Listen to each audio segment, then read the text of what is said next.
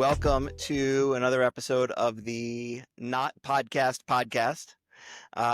And very happy to have with me today Michael Bull from Bull Realty.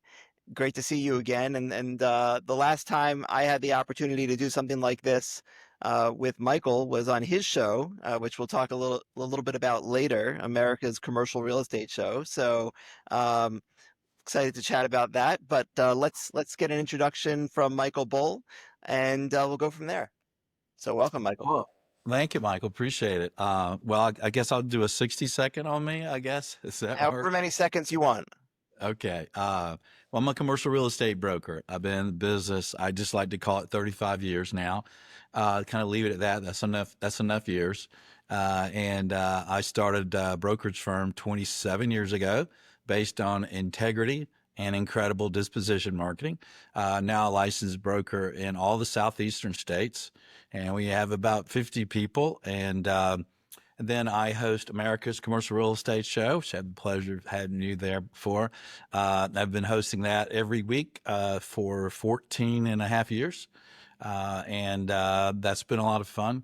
Then I have a training company that trains commercial real estate agents around the country, around the world in some cases, that has 21 one-hour videos on that companies use for sales meetings and things like that. As a broker, I own Bull Realty, but I also lead a team that sells office buildings, which is a great subject these days. And we have a vertical in government leased as well, which is also kind of another interesting topic today, what's going on with Doge and all of that. Awesome. So it sounds like you've got a lot of extra time on your hands. Maybe you have another business to start up on the side. Yeah, I do. Yeah. Oh, I love doing deals. So that's the fun part is taking assignments and selling them for folks. So I Yeah. do need more of that.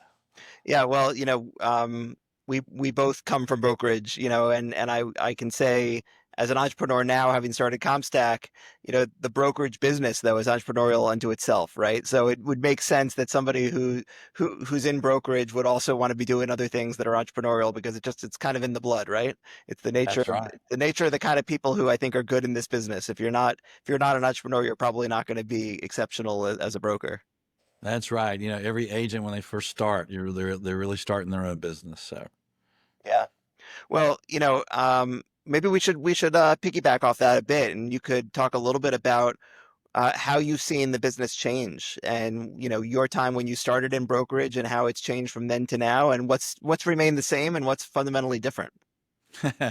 well, obviously the technology's changed a lot, right? The tools have incredibly changed, and some of and I'll touch on that, but some of the things that haven't changed is, the relationships, the knowledge, the skills, the fact that getting well trained and working with high integrity helps build your practice, and caring about the people you work with and treating everyone in a transaction the way you want to be treated, keeping in mind who your client is. And, so just the hand-to-hand negotiation and challenges haven't changed that much. The technology has changed in awesome ways. To give you an idea, one of the first bits of technology I had was when I was an agent before I started Bull. I focused on multifamily apartments in Atlanta, and I kept 30 to 35 listings at all times, just a huge market share. And one of the things I did, remember the fax machines? I Yeah. had what I called the shopping list of all my listings, which had a title, a price, and an address, and two lines of description, and it had a number on it, and people could get this list, and then they could dial in, enter the number, and automatically get a fax back. So this is before the internet. I Yeah. was creating technology to try to get information out efficiently. And then if you go to way back on the website, on the Yeah. web, you can go back, look at my old site in like 2002 or three. It was an incredible knowledge information site. So early on, I was giving out information for free. And some of the friends of my colleagues at the big shops said, Michael, why are you giving that stuff for free? And I'm like, dude, they're going to get it anyway. I'm just making it easier.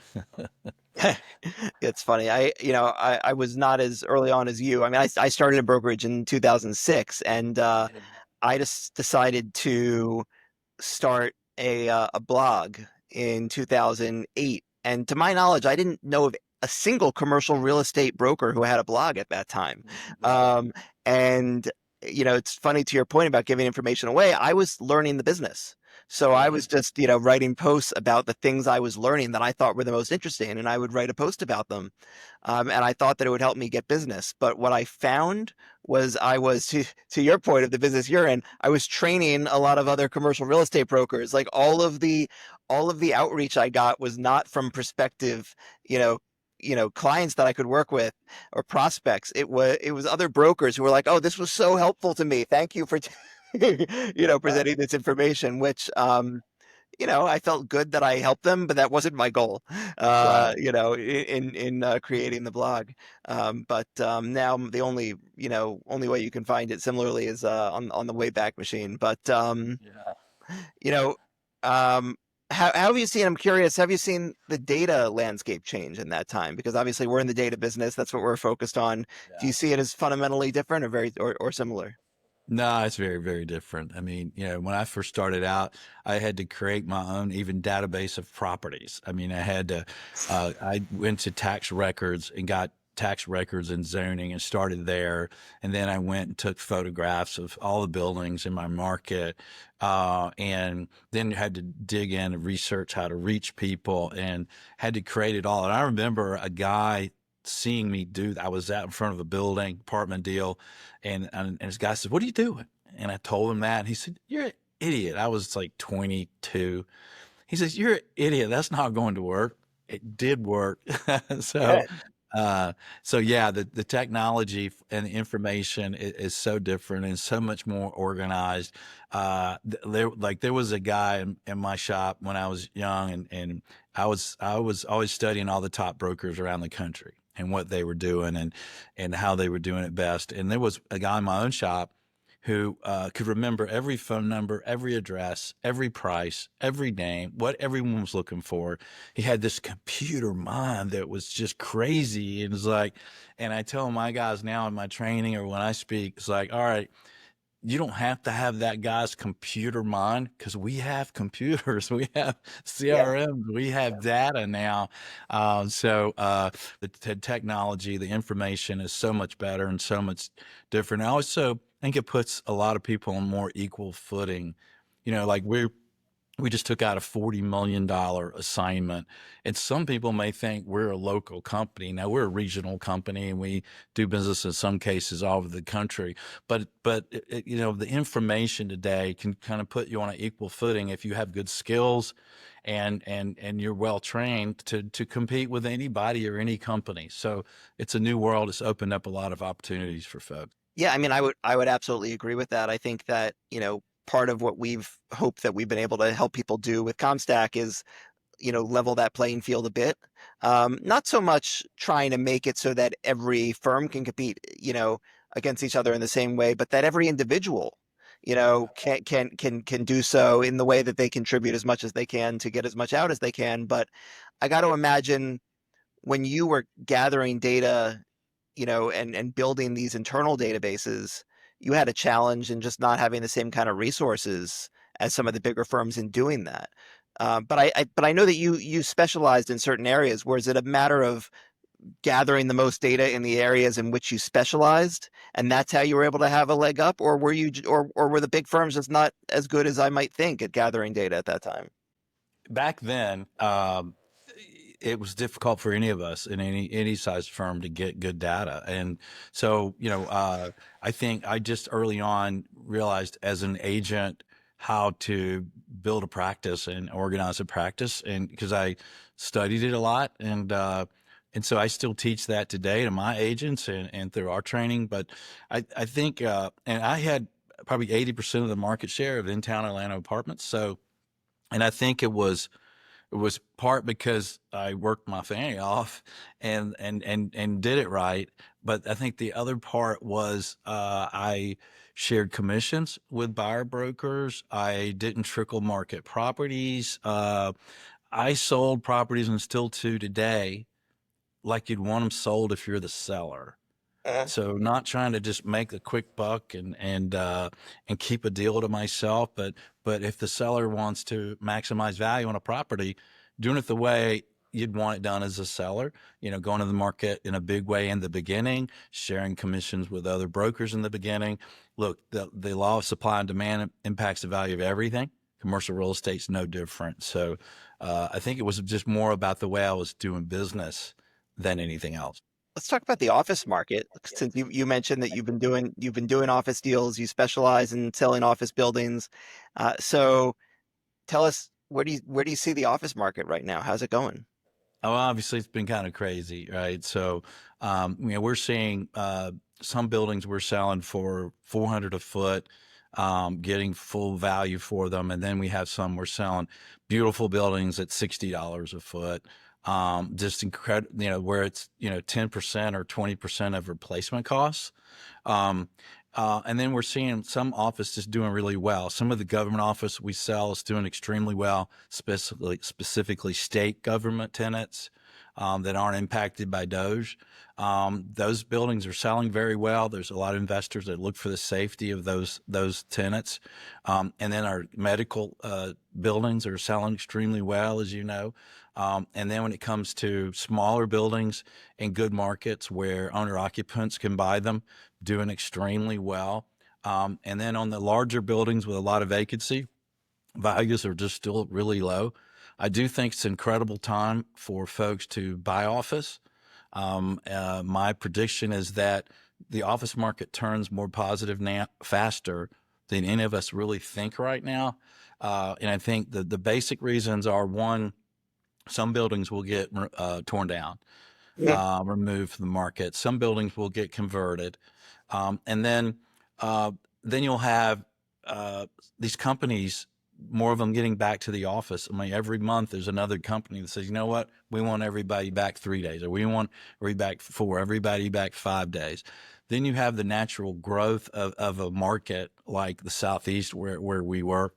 And then here's the big one, you have new supply stops, right? Starts have already slowed down on almost every sector, Yeah. but especially office. So as new supply really stops, and they have this demand come back naturally and from back to work, you're going to see it turn around faster than people think. And if you look at past downturns, Michael, and you look at how much money was made after the savings and loan crisis, when people buying multifamily or buying homes when the great financial recession, buying homes after that, or buying retail when it was left for dead. I mean, Yeah. buying when everybody thinks something's dead makes the most the huge returns for some of these groups. So I think this is the decade and probably the year to buy office. Yeah. I don't disagree with you. And you mentioned this, just the fundamentals of supply and demand. And, we've certainly seen it in our data. We just came out with our uh, semi-annual, office report. And this time around, we looked at it on a market by market basis, and we broke it up by CBD and suburban, and also broke it up by, class A versus class B and C. And I think, for the last year or two, everybody's been talking about the strength of trophy, you know, office assets, and then maybe, the better, newer class A office assets. But people weren't really talking about B and C. Everybody was afraid of B and C. And, the sentiment was, and, there's a flight to quality, and that tends to happen, in a downturn. But I think that when you are looking to identify if the market's coming back, you have to look at B and C, or the A minus at a minimum, right? And then the B and C, and see, like, okay, are those coming back? Are the rents coming back for those kind of assets? Then you know that things are really coming back. And what we're seeing with our data is that that's in fact happening, right? The rents in markets like New York and Philadelphia, Dallas, you're seeing nice increases in rents in both Class A as well as, B and C. And, depending on the market, some suburban are better than others. But suburban generally has actually come back a little faster and better than urban in most cases. But to your point on, the new supply, right? Like, I think about New York City where I sit, and we had the Hudson Yards with all these brand new, beautiful buildings. Not the best location in the world, but brand new, beautiful buildings. Everybody wanted to be in these brand new, beautiful buildings. Well, now these buildings are full, Yeah. and what's left is extremely expensive.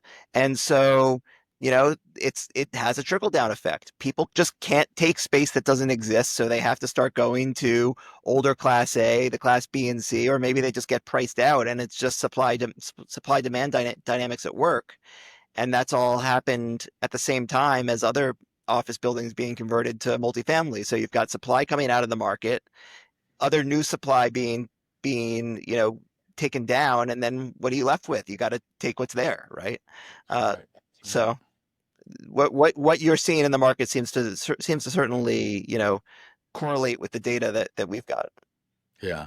Well, that's good to hear. I know you guys do a great job with that, and I'm gonna have you on my show again soon to talk about that. Would love to do that. Yeah, absolutely. Well, I can't take too much credit for it. Our real estate intelligence team is fantastic, and like we've specifically invested in trying to create insights, from our data, because we think it's interesting and exciting, and we've got a data set that other people don't have. So we're trying to do what we can to get that out there and hopefully add some value in that regard. That's awesome. Let's talk about the commercial real estate lending market. Um, you get involved in lending. Can you tell me a little bit about where you see the lending market going? And obviously, we've seen a lot of fluctuations. We saw interest rates start to go down in the fall. Um, Not that much. We had the Fed lower rates twice, but then of course, the treasuries don't move totally in tandem with that. And then now we're in the midst of this complete and utter, I don't know if a better word for it is chaos with what's going on with tariffs, the past few days. And some people, are saying that's going to result in, a reduction in inflation, and others say hyperinflation. But how do you see that impacting the lending market, and how has it been impacting the deals that you're doing? Yeah, it's still harder to get a loan with any lender, it seems, than it was obviously in 2021, the heyday, best year ever. It seems like. It's still tough to get a loan. The loan to value ratios are lower. Debt coverage ratios are higher. They're qualifying more. But I think it's interesting because if you look at commercial real estate, it's typically a long term hold. If you're talking about a long-term hold, then you really want to understand getting at the lower basis when you acquire a property. So buying properties when it's a little, if you can, when interest rates are a little higher and it's harder to get a loan, well, you're naturally going to get a better price on the property and being at a lower basis. It's like I own an office building and I bought many decades ago, and it was at a time when the market was tough and the interest rates were high, but I got it at a lower basis, and on a long-term hold, the rate at that time almost is immaterial, right, on a long-term hold. Sure. So I think that there's a saying out there I saw on the internet that I like. It's date the rate, marry the deal, right?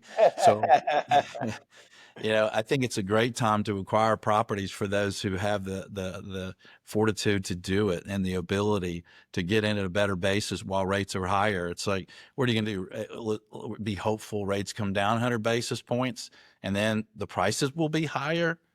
And it's a long-term investment for you anyway. Can't you potentially refinance or pay off a note at any time? A lot of them anyway.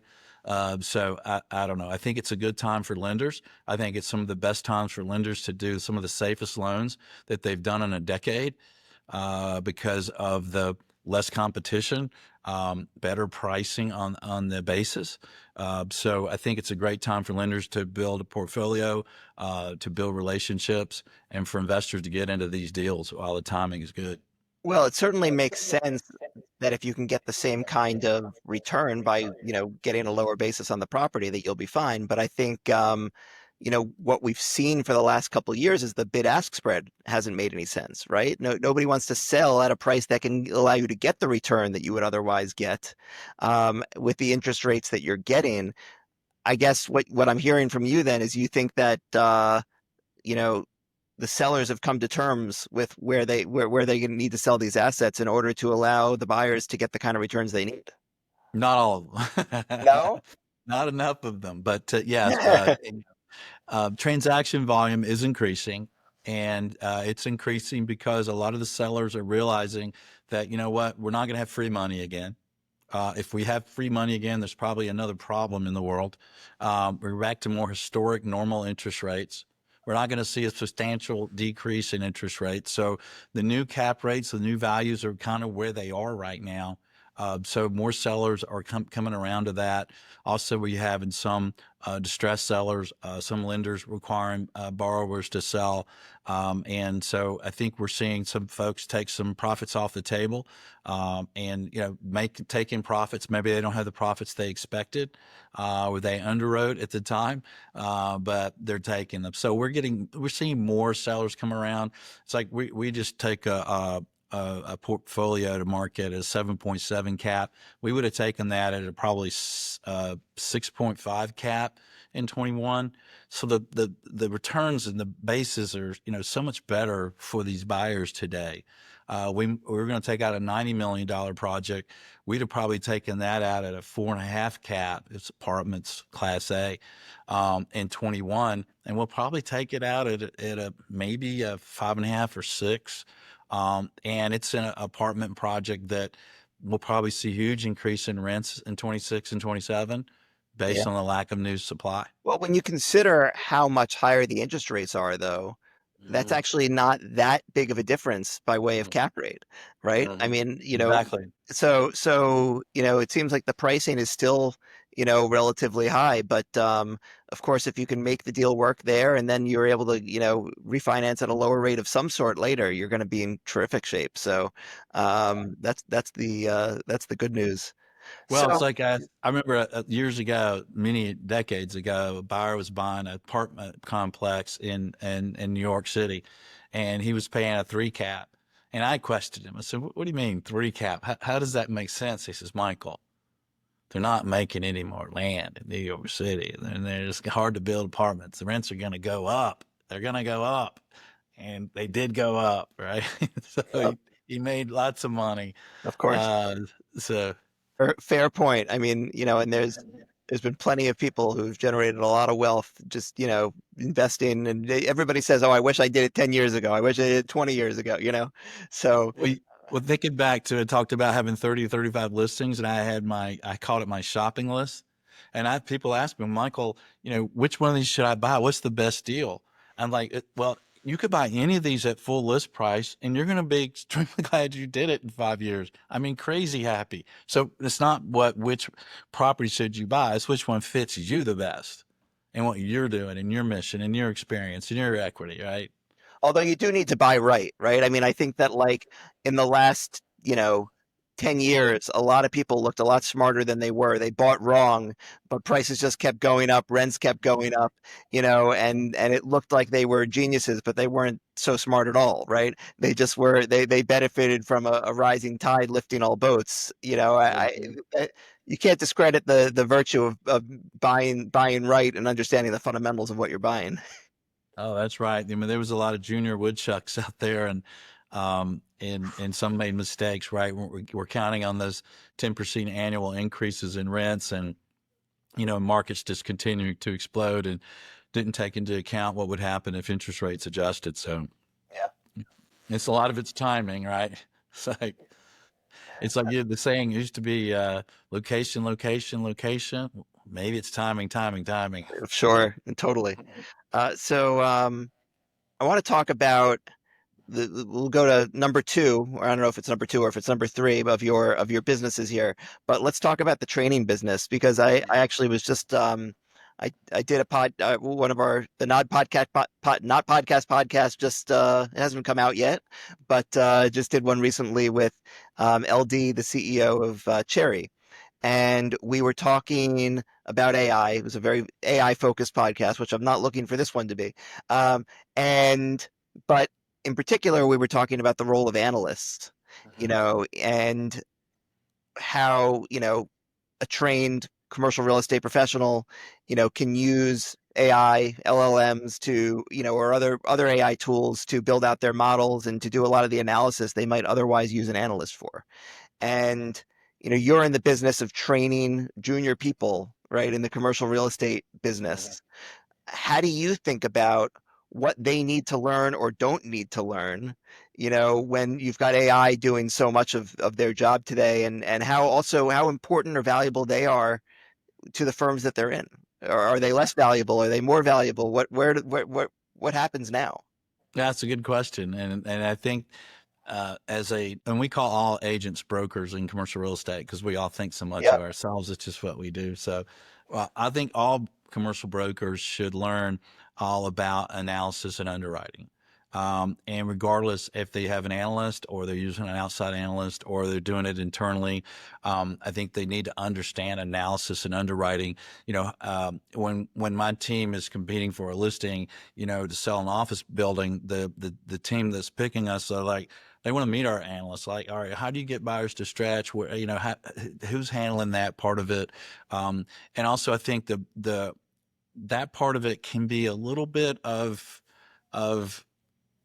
how would I say it? It's math. It's not rocket science. You're not having to learn how to sell and persuade, right? So I think the bigger thing with commercial agents is learning how to build a practice and build a presence and to negotiate and to win deals, and the vocabulary of success, how to have a practice that attracts business and wins business and closes business. So I think what I was doing as I was growing my company over the last 27 years was I get all the training from everyone, every place I can get it, and I always have. And as I soaked up all of that training and shared it with all my guys, I saw a lot of things missing. And so the things missing, I started creating and perfecting them week after week, year after year.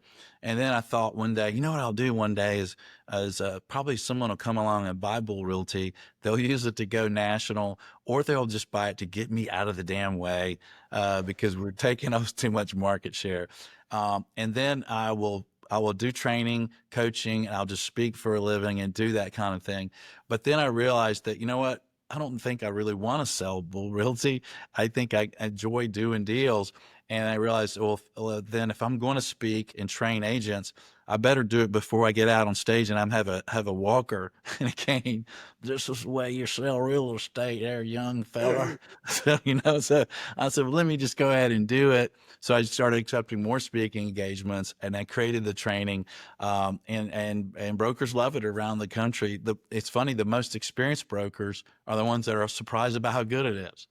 They're like, whoa, this is good stuff because it's stuff that's not really out there. Because I love Rod Santamontimo. I love Mike Lipsy. I love Bob McCombs. I love all these new guys too, and having their training. But I saw things that are missing, and I provide it and people license it. So it's fun to kind of give back at this stage of my career and help others. Well, I love that you're doing it while running a brokerage because, I don't know about other people, but I'm always highly skeptical of people who are training you how to do something that aren't doing it themselves. You know, because if you're so good at it, why aren't you doing that thing? Like, why, go spend your time doing that thing instead of teaching other people how to do the thing. I think, you see a lot of snake oil salesmen who are trying to, who are just trying to sell the concept of selling the thing without the substance behind it, and you're proving no, I'm actually doing that, but I enjoy teaching, right? So you're and I think there's a lot to be said for that. So that's great to see. uh, It's very helpful to your point.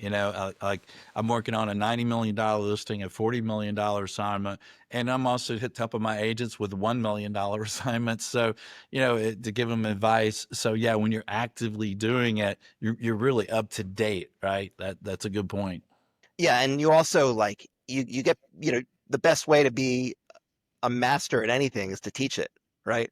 So you probably realize the gaps in your knowledge when you teach something. And I know that, like, you know I teach an internal CRE 101 and CRE 102 class to our team here at CompStak, which is, I don't think bears any resemblance to really what should be in a 101 or 102. It's basically just stream of consciousness ideas from me of things that I think will be valuable to them to understand in commercial real estate when they're here. But um, when I try to add something new, I have to do research. I have to think about, wait, what's the best way to present this? I kind of know it, but I don't fully know it well enough to just necessarily create slides and materials from it just strictly off the top of my head, right? It forces me to master that material a little better. So I'm sure it helps you too. Oh yeah, it's true. I'm going to be speaking next month at a international investment group that invests in U.S. real estate,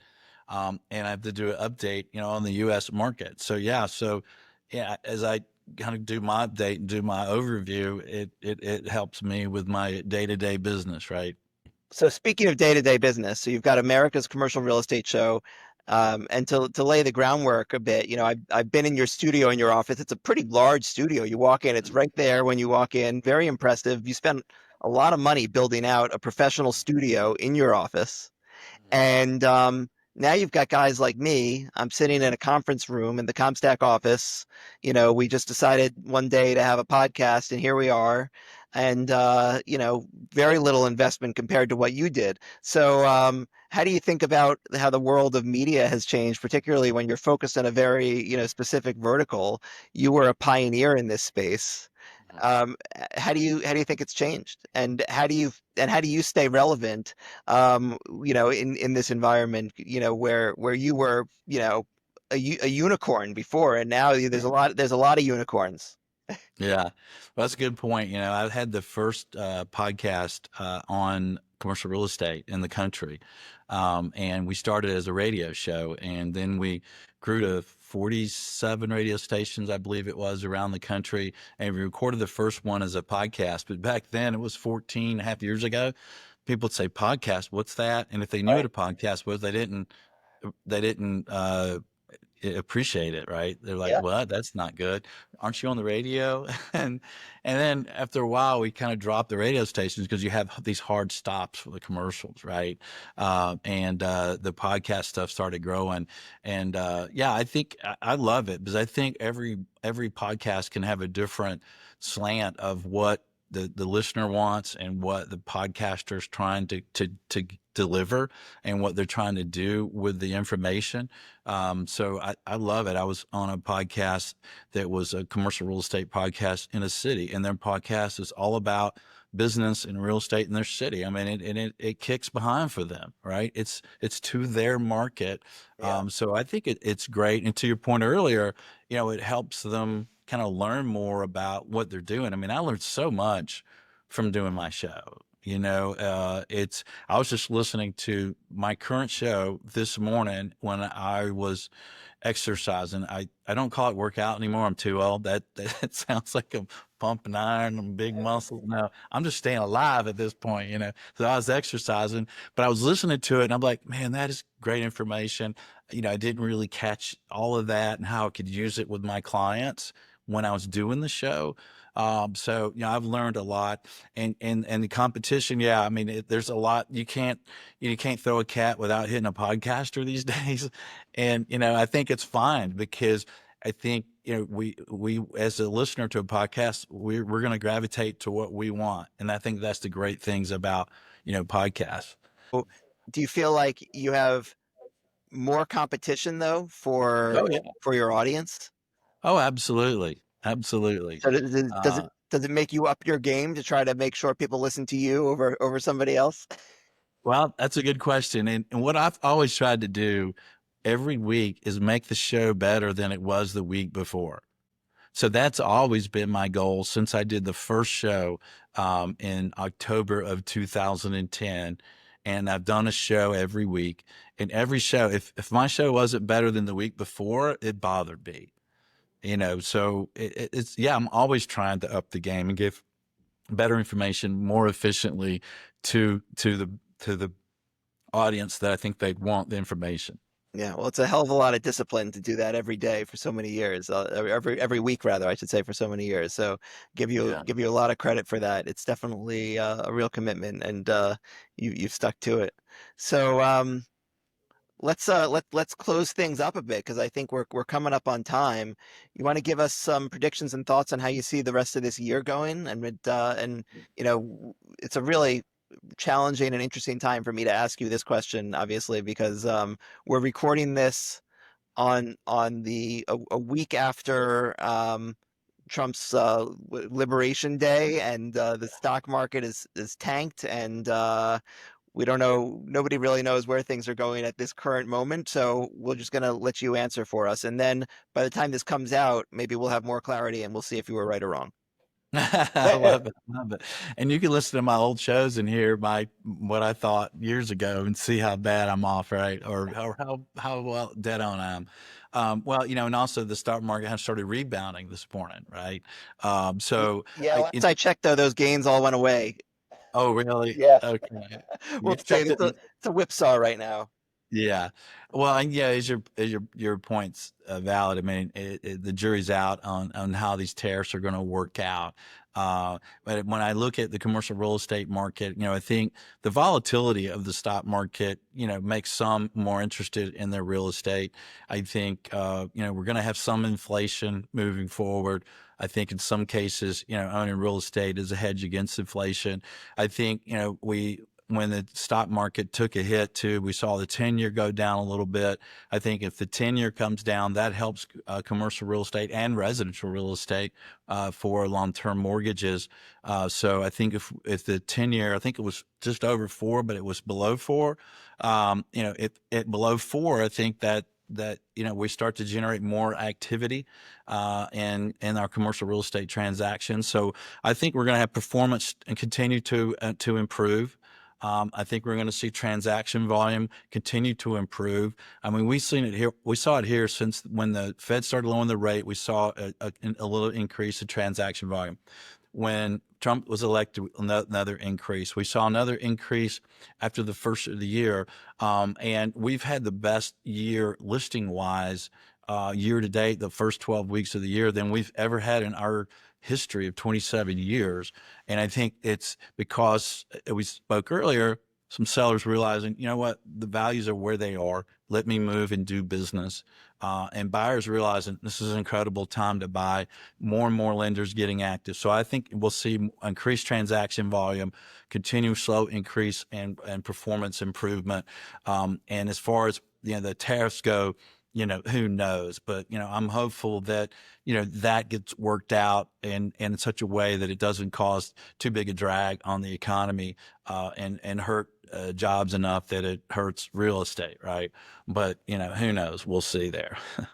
Yeah, yeah. I mean, everything's interrelated. So depending on how long they go and which countries it affects, I think we could see ripple effects, but it's hard to know what they all will be for sure. But I think I tend to agree with you. I think, it's felt to us with our customers that everybody was looking for a reason to be a little more optimistic and to do more transactions. They wanted an excuse, right? As soon as everybody knew the Fed was going to lower rates, they all started, picking up their heads and starting to do things because they just wanted that. And I think, sentiment wise, people don't want to have a reason to have to be, you know, to not be optimistic anymore. So it's going to probably take a decent amount of bad news for people to change their tune, I think, because they really are.